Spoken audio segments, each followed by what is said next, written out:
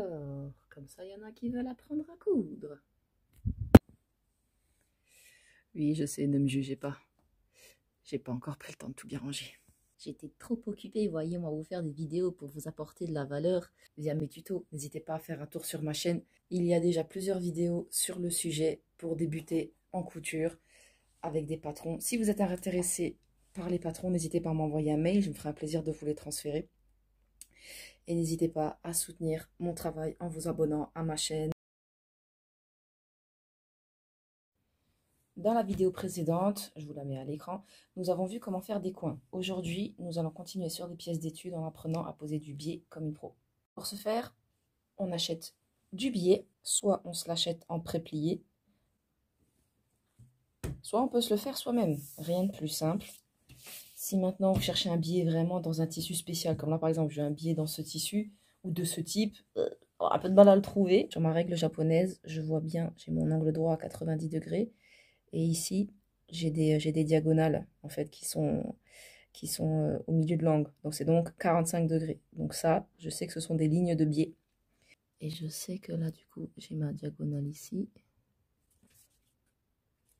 Et en général, le biais, c'est 3 cm. Après, si vous voulez en faire un plus large, hein, vous faites plus large.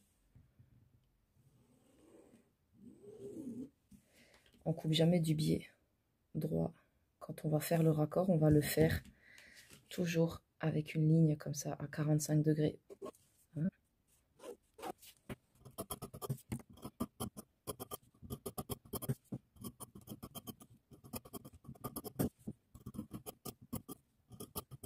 Je vais assembler de cette manière, endroit contre endroit. Donc là, ce qui est important, c'est vraiment d'avoir là les 5 mm qui dépassent. Pour que ça, on pique tout droit et on rejoigne ici, du coup, ces 5 mm là qui dépassent. De cette manière, hop, lorsque je vais placer mon biais, ça va se mettre droit. Là, il n'y a plus qu'à ouvrir. Très important de raccorder notre biais toujours dans cette ligne, dans cette même ligne de biais de 45 degrés. Ensuite, il n'y a qu'à préparer ici notre rempli au fer de 5 mm. Ici, de 5 mm. Ou alors, si vous préférez un biais plus petit, voilà, le faire se rejoindre 1 et 1. Ça, après, c'est au choix. Vous pouvez aussi ne pas le préparer au pliage et entamer directement. Je sais que c'est des questions de préférence. Il y en a qui aiment bien pré-plier, d'autres que ça ne dérange pas que ce ne soit pas pré-plié. Dans ce cas-là, on se place endroit contre endroit. On pique. Quand on fait ça, je vous conseille, en fonction de votre capacité à poser du biais, là on est sur une pièce d'étude. Donc voilà, le but c'est de s'entraîner. Il faut voir si pour vous c'est mieux de débuter cette étape sur l'envers pour après rabattre sur l'endroit ou inversement. Voilà. Moi en fait ce que j'aime faire dans ce moment-là, en fait, c'est que là, pour être sûr que je pique bien à l'intérieur, je ne vais pas chercher à me mettre là exactement comme l'autre. Je vais faire un petit décalage de 1 mm qui fera que de l'autre côté, je piquerai du coup à 2 mm de ce bord. Là, vous voyez, hop, je remplis et je rabats. Et en fait, je vais vraiment mettre mon biais contre ma couture, ainsi. Si vous avez besoin, hein, on prépare tout au fer, vous épinglez, vous bâtissez, vous faites ce que vous avez besoin de faire. Donc là, on voit bien, je suis vraiment contre ma piqûre. C'est pour ça que c'est intéressant de débuter par l'endroit et du coup de rabattre sur l'envers. Et là, on pique à 1 mm. De bien respecter en fait comment vous avez plié votre tissu pour ne pas qu'il vrille. C'est pour ça que ça peut être intéressant pour les débutants de vraiment bien préparer votre travail au fer, à l'épinglage, puis à l'épinglage, voire même au bâti. Je sais que ce sont des choses qui peuvent paraître rédhibitoires ou pénibles dans un premier temps, mais c'est vraiment en faisant de cette manière que vous arriverez en fait à gagner du temps. Plutôt que de recommencer, je ne sais combien de fois pour atteindre un résultat. Ce qu'il faudra faire dans tous les cas. Mais c'est quand même toujours beaucoup plus encourageant quand on s'approche plus rapidement du résultat souhaité. Vous voyez, là, c'est piqué. Et de l'autre côté, c'est nickel aussi. Tant qu'on y est, on va voir comment coudre du biais dans les angles. Oh, mais il me reste un petit bout. On va prendre celui-là. Comme ça, j'ai pas à couper celui-là. Alors, lorsqu'on pose un biais, la logique qu'il faut comprendre, c'est que il va falloir retourner pour poser de l'autre côté notre biais. Donc, il va falloir un excédent de tissu. Lorsque l'on applique quelque chose, de manière générale un tissu contre un autre, les applications, on va cranter pour ouvrir le tissu et donc permettre du coup de passer de cette ligne à cette ligne-là. Là, on voit bien que si je pique, que je fais ça, là, ça passe pas là. On voit bien, donc on va cranter. Ça, c'est le fait de faire des incrustations, pour pouvoir appliquer le tissu. Mais là, en fait, la différence avec le biais, c'est qu'on a besoin d'un excédent de tissu, justement, pour pouvoir passer de l'autre côté. Donc là, il faut mesurer cette largeur-là.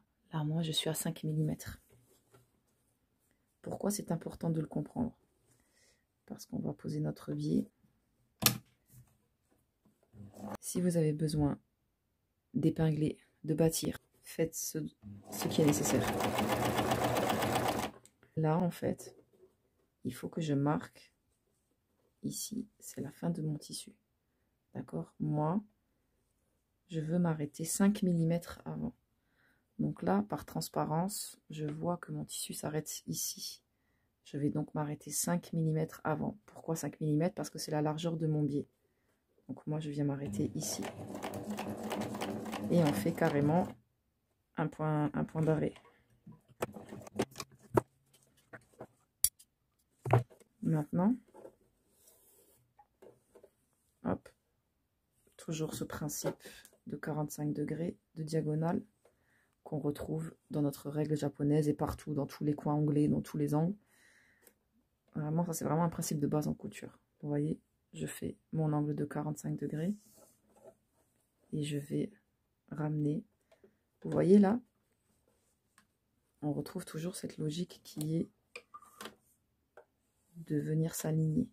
Le fait d'avoir fait ça, ça va permettre de garder notre endroit de biais et de le plaquer. Hop. Donc là, attention que lorsqu'on plie, on garde bien en dessous. Je vais zoomer. J'ai mon angle de 45 degrés. Et quand je plie, je fais bien attention là, de rester aligné. D'accord? Si vous ne le faites pas, vous allez le remarquer. ça va poser des problèmes lors du plaquage de l'autre côté. Donc là, on fait la même chose. On repère nos 5 mm ici et nos 5 mm là. Il y a un petit carré là qui se dessine. Si vous avez besoin de marquer avec, je sais pas moi, un feutre effaçable, n'hésitez pas. Hein. L'important, c'est de trouver la bonne solution pour vous, pour être le plus précise possible. C'est impératif de comprendre que là, ce point-là doit rejoindre ce point-là. Vous voyez, et là, je vois que c'est pas précis. Donc, je vais rajouter un point ici, là. On n'est pas bon. Ça va pas du tout.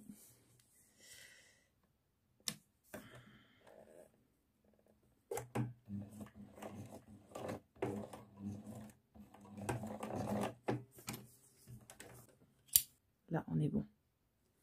Maintenant, tout l'enjeu va être de placer ce bitonio là quand on plaque de l'autre côté. Donc, je retourne. Déjà, qu'est-ce qu'on voit là qui se passe? C'est que plus notre point là est précis, ici, plus notre angle se formera naturellement. Notre coin onglet sera beau et précis, comme si c'était une seule et même piqûre.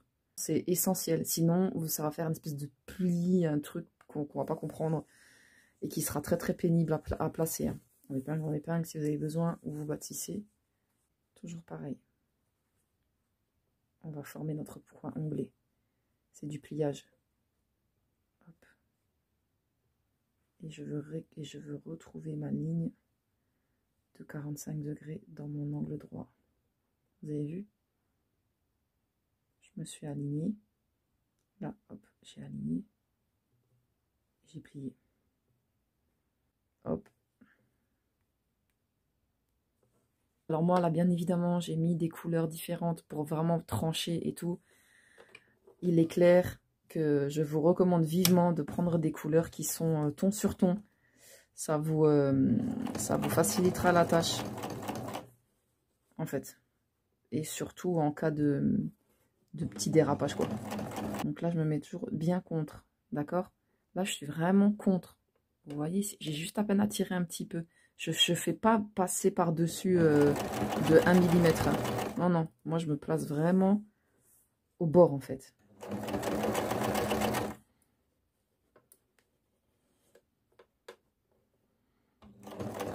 Et ensuite, ici, quand on arrive à l'ongle,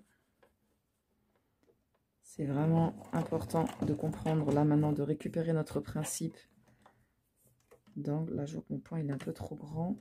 Hop, je me place bien pour respecter. Ici, je suis à 1 mm. Je veux être aussi à 1 mm ici. Donc, s'il faut, je raccourcis manuellement, moi-même, comme là, je viens de le faire, mon point, en fait. Parce que je veux être précis. Quand on tourne, on plante son aiguille. Quand on plaque sur l'envers, c'est pas la même logique que lorsque là, on a fait pour l'endroit. Parce que le besoin du tissu n'est pas le même. J'espère que j'ai été claire. Et voilà. Et là, si on veut vraiment peaufiner, on peut faire un petit point à la main. Et voilà, c'est tout pour moi pour aujourd'hui. Il n'y a plus qu'à s'entraîner. Si vous voulez vous entraîner pour le biais et que ça soit utile en même temps, vous pouvez faire une manique. Vous prenez un carré, même taille, sur l'envers. Vous pouvez mettre de la ouate, 5 mm, ou des tissus, du coup, qui ne se verront pas. Vous plaquez un carré de la même dimension, on matelasse en diagonale, par exemple faire des parallèles de 5 cm en diagonale, parallèle de 5 cm de l'autre côté, et on pose son biais tout autour, et ça vous fera une manique, et ça vous entraînera à poser du biais, tout en faisant quelque chose d'utile. Madame Martin, si tu passes par là, j'ai jamais oublié toutes les maniques que tu m'as fait faire en première année de bac pro, parce que c'était ma première année de couture. Si la vidéo t'a plu, n'hésite pas à t'abonner, à partager, à liker. Ça fait toujours plaisir et ça soutient mon travail. Allez, ciao, ciao!